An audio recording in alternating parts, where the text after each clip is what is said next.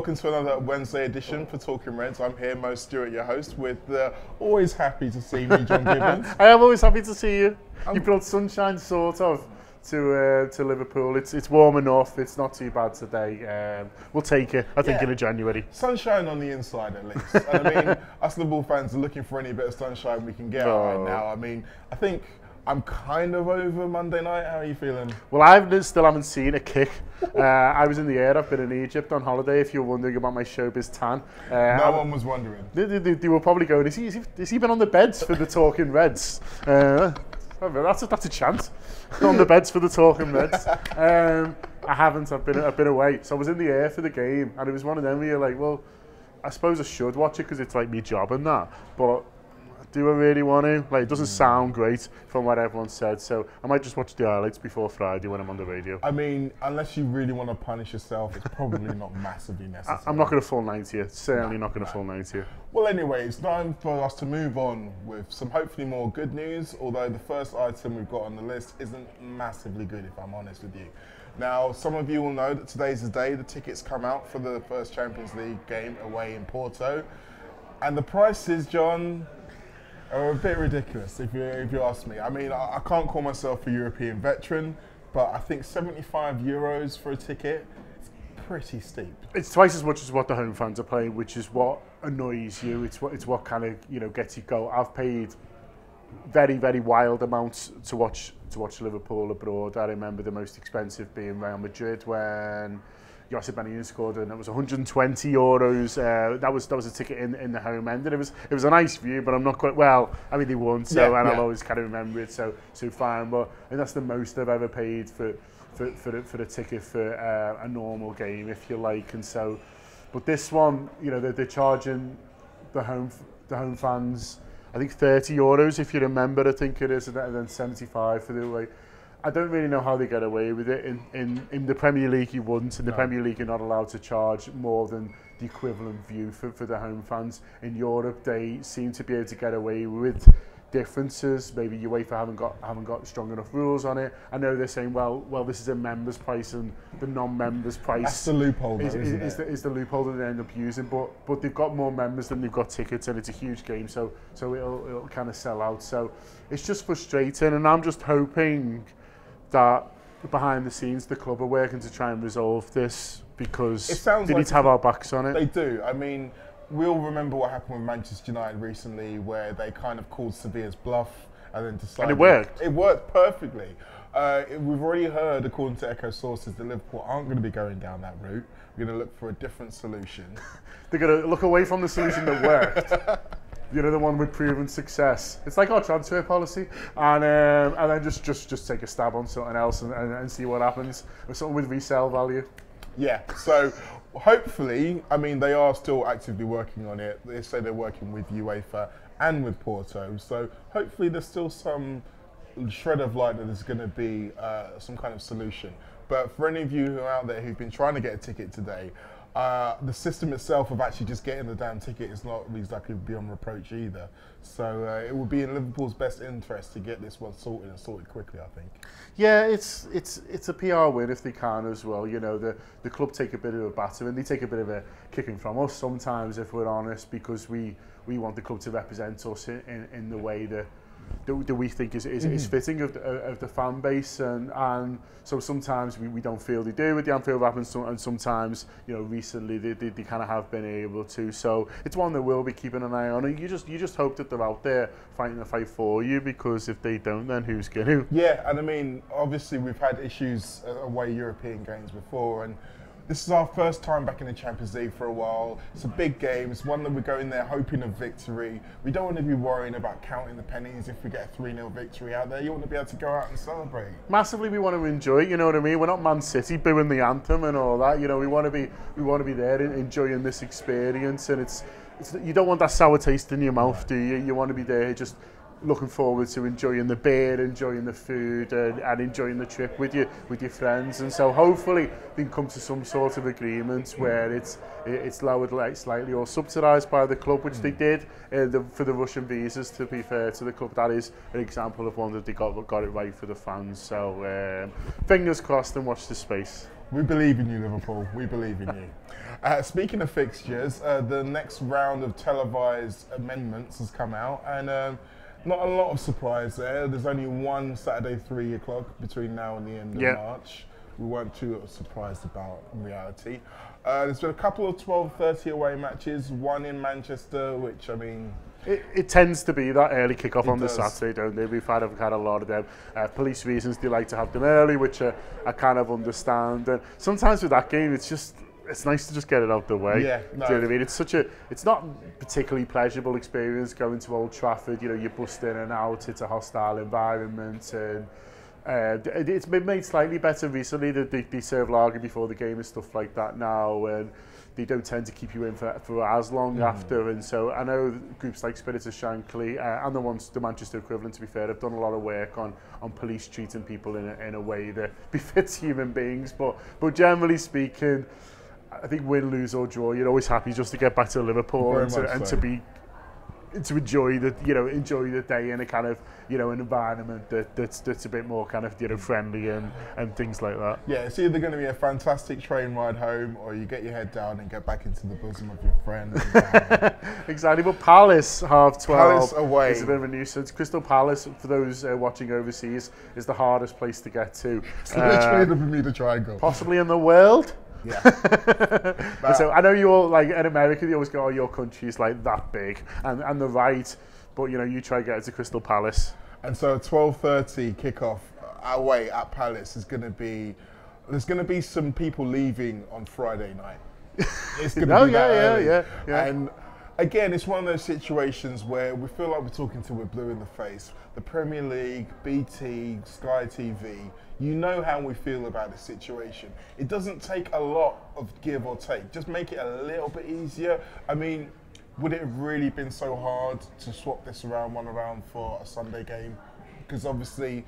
What a half five's fine, because then you've got all day to get there, and then, look, it means you're home late to bed, but, you know, it's kind of not the end of the world, really. It's you'd rather that than kind of worrying about kind of getting off at the crack of dawn and kind of getting there, whatever, because the trains don't actually start that early on a Saturday. They're, you know, a little bit later than you think, and so it's making it tougher. But on a positive, a couple of nice half fives on a Saturday at home. I quite like that kick-off time. I think 7:30 on the Saturday's a bit mad for West Brom, but I think 5:30, a little bit later in the day, tends to help with the atmosphere. I think it'll still be under the lights, I think, for at least most of the game in March, and I think that's quite a nice kick-off time from atmosphere point of view. Yeah, and one of those games is the Newcastle game, so it's the Rafa's return as well. So I think there's always going to be a good atmosphere regardless for that one. So that's definitely one to circle in your diaries for future, I think. Yeah. Yeah, definitely. Future, we want to talk about also is the captaincy, which has caused a bit of ructions recently.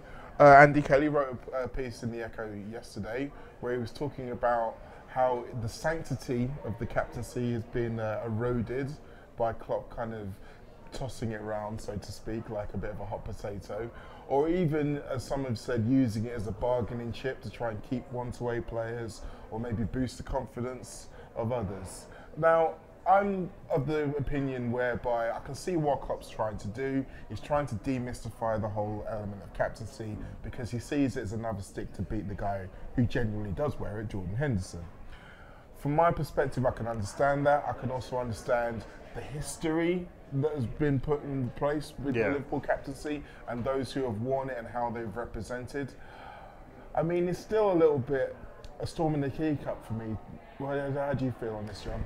Yeah, I'm probably closer to you than I am to AK, quite literally at the moment. He's over on Old Hall Street. But I think a club captain is important in the modern day, and I think what often gets forgotten about when we talk about captaincy, we think about on the pitch as fans. And I understand that because that's primarily what we're interested in, but in terms of off the pitch, that role has grown hugely, especially on things like pre-season tours, where I saw firsthand Jordan Henderson doing a really good job in terms of how he represents the football club, how he represents his squad as well, how he's able to kind of, you know, stick up for them and their interests in terms of being dragged around all over the place as well. I think he's a very respected member of the squad. I think he's popular, gets on well with people, and has that authority, you know, within there. And so I think he's a good club captain, but the problem is that he's not always available, and there's a little bit of while. debate whether he's first choice at the moment. Anyway, I think it depends on how the other lads are doing. He probably would be in my team. If you're asking me to pick two of Chan, Wijnaldum and Henderson will probably be in my team, but I know it's not necessarily like that for others, and if he's not fit, then it's a moot point anyway. And so I understand why it's come up, but I quite like the idea of spinning it around a little bit. I don't think using it as a bargaining tool to keep players is necessarily doesn't sit well with me. But I think the idea of getting more out of people and putting more responsibility on shoulders at key times, because I don't think you can have enough leadership. So I think the idea of giving someone like Emre Can the captaincy, like we saw the other night, and then saying, okay, we'll see what that does to them, and see what lasting effect it has as well, not just in terms of that game, and then, oh, you're not captain anymore, so don't do any of the things you did. You're hoping some of the behaviour stays, and then you're in a situation where there's leaders all over the pitch. And I think that's the kind of thing that Jurgen is trying to create, that idea of not saying, well, he's the captain, so I'm not going to do any shouting, or I'm not going to do any encouraging, or I'm not going to try and lead the team in many different ways. It's that idea of it's all of our responsibility collectively and individually to win football games for Liverpool. I think that's what he's trying to do, and I don't think that's necessarily a bad thing. No, it's very Jurgen as well. It's like you say, the group is the most important thing. In fact, nearly everything he said, particularly over this January summer transfer window, where he's spoken about they're not necessarily looking back towards Coutinho, but looking forward. They're not necessarily buying a player. It's all about the guys we've got in at the moment, fostering a group together who believe in each other, and like you say, who all feel confident enough to take responsibility on the pitch and away from the pitch into going out there and making sure that when we're in trouble, that we can get out of it. And if that means that more players feel that way, if there's more talking on the pitch when we're in trouble situations, kind of like we were on Monday night, then I'm all for it. I probably agree with you, though, that I wouldn't be using it to keep someone, necessarily. But, I mean, for reports have believed that Emre Can may want to stay now anyway. So. Hey, if it worked, it worked. Okay, watch his face on that one, too. Yeah, please, if anyone out there has got any conflicting reports about Emre Can, don't hit me back. Changes hour by hour. I'm sure I'll find it out by the time I turn my phone on after this. Papers. So we've got today's papers here, John, and we're starting with a bit of a blast from the past. Go on. One of my old favourites, well, I say favourite, it was kind of cult hero-ish more, really. David Ngog, or Snoop Ngog as I used to call him. He's now joined up with his old mate Owen Coyle at Ross County. I know, it's a mad career, isn't it? Because he looked alright for Liverpool, didn't need it.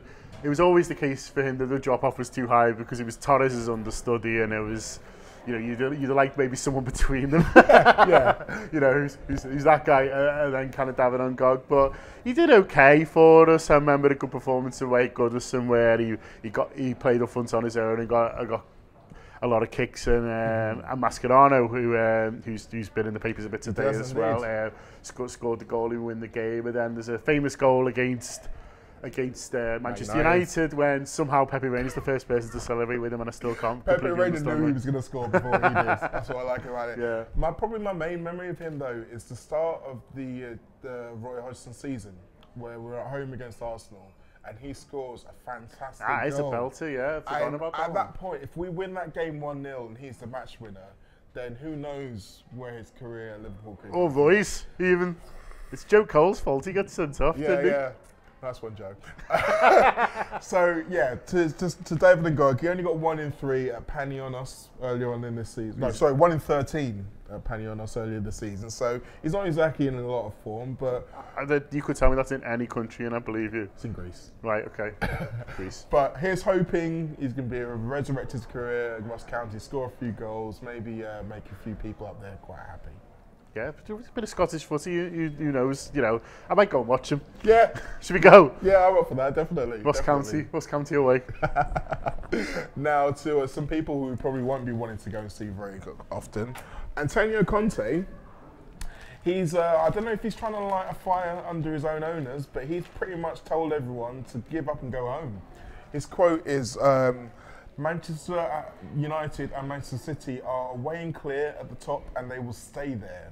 No other teams can match their spending power, so the league is therefore done. and we're all fighting for the scraps. Now, I don't see the picture of him saying it, I just read the words, so you never know if there's a bit of a sarcasm font to be entered into there. But what's your initial reaction to hearing someone give up? Someone like Chelsea, who aren't shy of a few bob anyway. And the champions of England. Yeah, it's a strange one. I'm with you. I always look for the subplot in these or the subtext. And I think Conte has been unhappy with the board for a while, unhappy with his director of football in terms of what he's been given to work with. They do look a bit light, to be fair. It's a really strong start at 11, but after that, the drop off. We've seen this very strange thing of them scratching round for a striker with some physical presence and looking kind of, you know, here, there, and everywhere, really. And so it's an unusual situation. I'd be surprised if he really thinks that second isn't still up for grabs. I think we all now mostly accept that Manchester City are going to win the title because they're so many points ahead, and you know, in terms of quality, you'd expect that gap to increase rather than decrease. But I think in terms of second place, I think seems well up for grabs to me, and I think Conte probably thinks that as well. So that makes me think that's a message to the board rather than the fan base. I mean, maybe it's the message of the board to go out and get Edin Dzeko and stop messing around with Ashley Barnes. I can't say I'd blame him. As much as I'm a fan of Ashley Barnes' particular style of play, I can't really see it sitting in at Stamford Bridge. So maybe. But then, by the same token, if I'm a Chelsea fan waking up and reading that, it's not really what I want to hear. I want to hear my manager's going to fight to the bitter end for every single point and every single goal that's out there. It doesn't really sound like he's doing that. I mean, are we thinking that this is the beginning of him starting to kind of edge towards the exit door? People have mentioned his name in dispatches with PSG next year. I'd be surprised if he's Chelsea manager next season, personally. I think he's came in, he's achieved, he's won the league, and if he doesn't feel like he's getting back, he's not going to be short of offers. And let's face it, the Chelsea manager's job isn't exactly one that you don't get the decorators in for the office, do you? You know what I mean? It's more of a revolving chair than the Talking Reds hosting job. Yeah, but without the quality.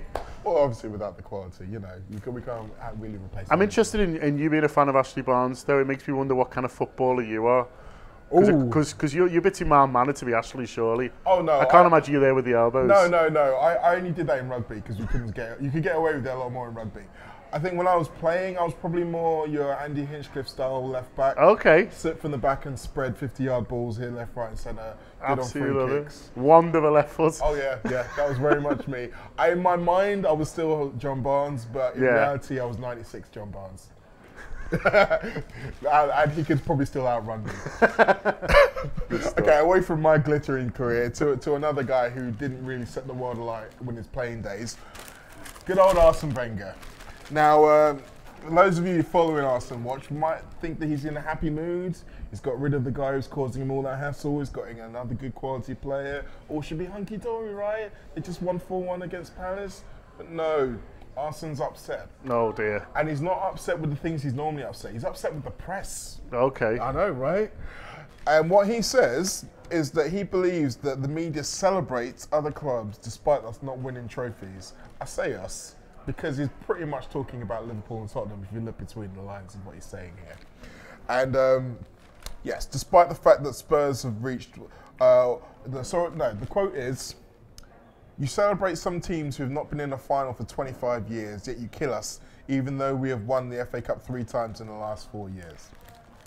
Well, I don't know where he is with his history, but the Europa League final, I believe, was 2 seasons ago. He's surely referred to Tottenham there, is he? But even Tottenham is only 19. I mean, he might be being a bit disingenuous and pretending. But the point of the matter is that he's got enough on his plate. He really doesn't want to start going into it with us. I think for it's a key thing for managers, isn't it? Is they're trying to install belief in the project and kind of what they're doing, and so to remind people about what they have achieved is quite a clever thing. I didn't realise they won 3 FA Cups in the last 4 years. Maybe that says a lot about the FA Cup. It says a massive amount about the FA Cup. Because I think I can probably list you every winner from 87 to 2001, and then now I'm like struggling to remember who won it last year, and so that's a little bit of a shame really for the tournament. But I think he's got a point in terms of I think some managers we do decide over the heralded and others that we decide under pressure, and then I think once that sticks with someone, then it's kind of a hard thing to shake. I think Pochettino probably does get a little bit too much credit for in terms of relative to what Tottenham have been able to do, but then the budgets are just nowhere near, and I think Arsenal must turn over more than £100 million more a year than Tottenham do. And I think for Arsenal fans, we're talking about the media there, for Arsenal fans, they're paying the highest ticket prices in Europe, and so they want to be seeing a more competitive brand of football, and that's not unreasonable. Well, he seems to be intimating that it's us in the press, I conclude us, because we are technically in the press. Got a camera. Yeah, exactly. We're doing this live. He says that the press are the ones who are leading, guiding the Arsenal fans into getting upset. I think they get upset all on their own. I really don't think that this has got any kind of factual basis to it whatsoever. Come on, he must have seen Arsenal Fan TV. Like, seriously though, someone must have at least showed it to him. Or even when he goes to bed, he's in the toilet just before going to bed, brushes his teeth, gets his phone out, has a little look just to see what they're saying. He will know that they're not quoting Gary Lineker or they're not quoting newspaper articles.